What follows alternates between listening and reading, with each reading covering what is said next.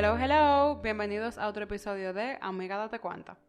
En el día de hoy nos acompaña Hamlet Arias. Hola, Hamlet. Hola.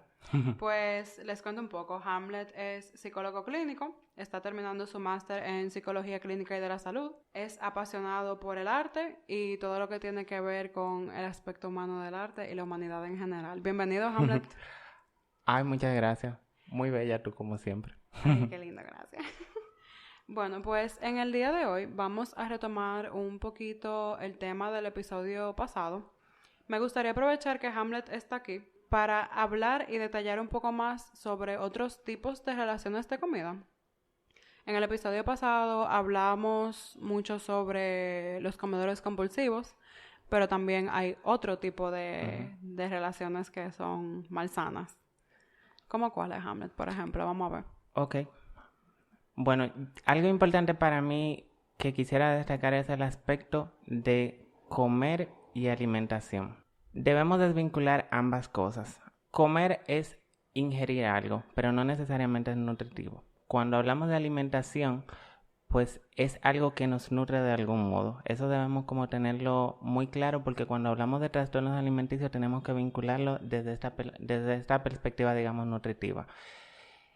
Sobre tu pregunta, ya de modo específico, pues hay diferentes tipos de relaciones que la gente tienen con la alimentación, porque la alimentación al final es una relación, es un vínculo. La comida es al fin y al cabo un objeto inanimado y nosotros guardamos una relación con esa comida. Discúlpame que te interrumpa. En relación a eso, tú mencionabas ahora la palabra nutrición. Uh-huh. Normalmente cuando uno oye eso, uno se ubica en comer vegetales, en comer fruta, víveres, beber agua, pero yo sé que tú no te refieres exactamente a la parte fisiológica como tal, sino también al aspecto emocional y psicológico de lo que conlleva comer. Sí, y precisamente esa es la diferencia de un psicólogo y un estoy loco, de un psiconutriólogo y un nutriólogo, que el nutriólogo se involucra más en los aspectos meramente físicos de la nutrición, mientras que el psiconutriólogo ve ambos aspectos, sobre todo los aspectos emocionales. Pero bueno, sobre lo que tú me preguntabas, estas relaciones pueden ser distintas. Muchas personas tienen un vínculo distorsionado con respecto a la comida en el sentido de que la restringen porque entienden que esta va a afectar su imagen. Estas personas dejan de comer, bajan de peso, pero lo interesante de este caso es que muchas veces nosotros diríamos es una persona que es gorda, pero no. Muchas veces son personas que tienen el peso esperado por la sociedad, pero de todos modos tienen una imagen distorsionada de sí mismas en la que siempre se ven gordas. Dismorfia corporal se llama eso, ¿no? Exactamente. Uh-huh. Y esta dismorfia realmente no para hasta que acaba con la gente. Entonces, el problema no está en la comida, sino está en el vínculo y en esa percepción errada que nosotros tenemos de nosotros respecto a la comida. No eres tú, soy yo. Algo así. Exacto. Uh-huh. Pues a mí me parece muy interesante eso que tú mencionas porque yo recuerdo haber conocido muchas, sobre todo mujeres, a lo largo de mi vida, que era así como tú decías, que siempre se veían así como flaquitas, bonitas, porque eran flacas, o metían en un gimnasio comiéndose los hierros, y estaban rocas, y se veían súper bien. Pero al momento de genuinamente sentarse y disfrutar lo que se estaban comiendo, me voy más allá, hasta en un compartir. Yo sé de una amiga que se casó, y ella no comió bizcocho. Y este precisamente es el detalle, que muchas de esas relaciones que tú me indicas, todas hablan de ese interés por cumplir el ideal de la gente, por verse perfecto. Y precisamente se da de modo distinto. En uno era como nosotros vimos que las personas se restringen en el comer, pero en otros casos, y tú lo mencionabas en el episodio anterior, las personas comen excesivamente, no pueden realmente muchas veces incluso parar y luego se tienen que purgar. O no se purgan y se quedan ahí. Exacto. Bollando. Existen ambas, sí. Y hay otras personas que inclusive se desvinculan y por eso fue que quise explicar la diferencia entre alimentación y comer, se desvinculan de la comida real e ingieren otro tipo de alimento en sustitución de la comida. Que son Como por ejemplo. Son casos más graves. Bueno, no sé si ustedes han visto, por ejemplo, las personas que comen tiza Ah, y pica. la pica, exactamente, que comen esmalte. Todavía yo tengo el decir Wow, pinta uña. esmalte. Qué fuerte. Y muchas cosas más. Tierra, yo he visto también. Tierra. Y esto, bueno, hay sobre la pica, hay una doble teoría. Algunos teóricos sostienen que las personas lo hacen porque tienen una deficiencia nutricional. Eso es lo que dicen algunos teóricos. Pero hay otros que dicen que es la aversión a un tipo de comida en específico que nos lleva a sustituirla por algo que no nos, es decir, no tiene que ver con el placer, sino que tiene que ver con el disgusto. Tenemos una comida que nos molesta y la sustituimos por algo que no nos molesta tanto.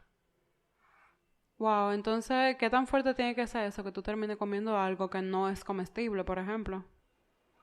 Y yo creo que lo interesante con esto es que tiene una base más fuerte que se sale en sí de la comida y ese es precisamente quizás el apartado más fuerte que yo quisiera con el que nos quedamos, que es relacionado al vínculo que tiene, y qué es lo que significa la comida para nosotros. Como sabrás, la respiración es como el primer impulso de vida que tiene la gente. Pero después de eso está el aspecto de la comida. Esos son como los dos paradigmas generales de la vida al principio. Nosotros, cuando somos pequeños, no nos diferenciamos del medio, pero paulatinamente lo vamos haciendo y es a través de esa relación que nosotros guardamos con la alimentación, en la que nuestra mamá nos dice que está presente. Entonces, cuando nosotros sentimos de bebés, diría ira, hambre y todo lo demás, ahí está mamá dándonos el seno o la leche que nos haya puesto el pediatra, no importa si es natural o Pero no, el alimento, básicamente. el alimento. Entonces nosotros decimos mamá está presente. ¿Y qué quiero decir con esto? Que cuando nosotros nos alimentamos de bebés, nosotros aprendemos dos cosas, aprendemos a alimentarnos, pero también aprendemos a amar. Y es un aspecto que la gente no tiene muchas veces claro, que la comida es amor. Ahí era que yo quería llegar ahora, justamente. Y como la comida entonces es amor, cuando las personas tienen un conflicto con ella, tienen que evaluar diferentes aspectos. La comida en sí misma, porque no puedo descartar que hay muchas personas que realmente tienen intolerancia a ciertos alimentos y que le crean una aversión que es real. Hay gente que inclusive tiene, por ejemplo, genes defectuosos que le crean intolerancia a ciertos alimentos y tenemos que validarlo. No puedo decir Claro. que no, sus historias no son reales. No, porque es muy diferente, ya eso es algo orgánico y no tiene que ver con la parte psicológica como tal. Exactamente, pero por otro lado está el aspecto de nuestro cuerpo, ¿verdad? De cómo nosotros nos sentimos respecto a nuestro cuerpo y cómo se maneja nuestro cuerpo en sí. Este vínculo, pues, funciona de un modo diferente. Nosotros vivimos en una sociedad que está habituada a tener muchas cosas que comer. Inclusive mi familia, por ejemplo, que es del sur, la gente allá entiende que la gente que es gorda es el que está en salud. Todavía Sí. mis abuelos lo ven así, Gordo y colorado, como decía Tacha en el otro episodio. pero sin embargo la gente que es joven no tiene esa misma idea del peso, pero muchos de nosotros hemos sido criados con todas estas ideas. Inclusive ustedes hablaban de eso de tener que comerse la comida obligado y muchas cosas más. Es decir, mucha gente no le da la oportunidad ni siquiera a su organismo de sentir hambre física porque viven comiendo a cada instante. Ahora me comí esto, me bebí un poco de Coca-Cola. Y en eso gira su mundo también, porque entonces uno se la pasa pensando, y digo uno porque realmente me incluyo yo en el paquete de que yo voy a comer ahora, o viendo videos y fotos de comida en internet, o primer anuncio que veo de comida, ay, pero yo quiero eso. Exactamente, entonces un problema de la relación con la comida está ahí, en que nosotros no le damos la oportunidad a nuestro cuerpo de hablarnos. Nosotros lo ignoramos, le decimos, la razón la tengo yo. La loca de la casa haciendo Y ese todos efecto. esos avisos que nos da nuestro organismo los ignoramos cuando nuestro cuerpo es tan inteligente. Si a nosotros se nos mete uno de esos pajaritos en la calle, de una vez empezamos a lagrimear para que se salga. Si nosotros sentimos frío, empezamos a temblar como un modo de calentarnos. ¿Qué quiero decir?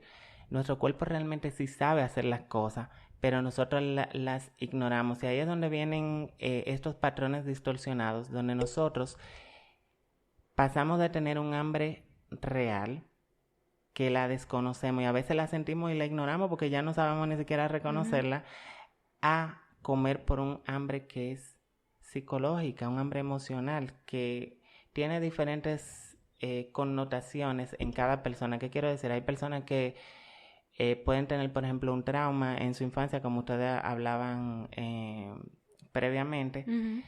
Pero hay muchas situaciones, como por ejemplo el mismo apego a los padres. Si nosotros no nos sentimos queridos, ya que reitero que la alimentación significa amor, si nosotros no nos sentimos queridos, pues eso se va a ver en el modo en el que nosotros nos relacionamos con la comida.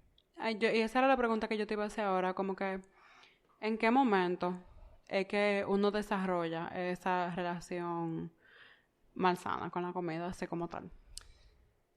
Bueno, realmente difiere en los casos. No te puedo decir que todas las historias tienen el mismo esquema. No, claro, pero hay un punto que es Claro, desencadenante. pero por ejemplo, lo que sí se ha visto es que existen unos factores de riesgo. Por ejemplo, esos padres que son muy restrictivos con los niños. Ustedes hablaban, por ejemplo, de dietas en la infancia. Eso es fatal porque le enseñamos a los niños a restringirse, a tener una idea errada de su peso, un cuerpo que está creciendo. Nosotros le decimos, no, estás mal, estás gordo, en vez de enseñarlo a comer de modo diverso. Esos factores pueden desencadenar que alguien lo tenga. Depende de cuál sea el motivo que lleve a que se desencadene. Si es meramente físico relacionado a la comida, desde pequeño habitualmente tú lo vas a ver. Para uno poder saber cuáles son o cuándo se va a desarrollar un trastorno, hay que tener precisamente claro este aspecto de si es desde un aspecto de la comida en sí. ¿Qué quiero decir? Si una persona tiene algo genético que le impide comer algún tipo de alimento desde pequeñito, se va a ver. Y ahí yo como que a aquellos que sean padres les pido que vean a sus hijos y que sepan que el que no se coma un día una comida no indica nada. Y muchas veces nosotros tenemos un niño que es intolerante a algo y se lo estamos haciendo comer a la fuerza. Y ahí es donde hablábamos, por ejemplo, de el pica. Ahí es donde está, porque al tú tener una aversión a un alimento porque no lo puedes ingerir, tú buscas un modo de compensar comiendo otra cosa. Entonces, Es un eso que es poquito como reganando el sentido de control. Como de tú me das algo de comer que a mí no me gusta, que yo me voy a comer algo que a mí no me gusta porque tú a mí no me... exactamente. Entonces, esto se suelen ver desde pequeño, pero hay muchas personas que son intolerantes a alimentos y no se dan cuenta hasta muy tarde y pueden desarrollar inclusive un trastorno alimenticio generalizado solo por ese alimento en específico, que eso es lo fuerte. Entonces, si nosotros tenemos una aversión constante a un alimento, debemos tratar de revisar qué es lo que está pasando porque puede ser que simplemente nosotros seamos intolerantes. Y ahí es la cosa, no obliguemos a una gente a comerse algo que no quiere. Si no te lo quieres comer, no te lo comas. Porque si tu cuerpo es que te lo está diciendo por alguna razón. Ahora bien, hay otros tipos. Por ejemplo, si es relacionado al cuerpo, tiene una implicación que es cultural habitualmente. Hay algunas cosas, por ejemplo, si nuestras madres tuvieron anorexia o algún tipo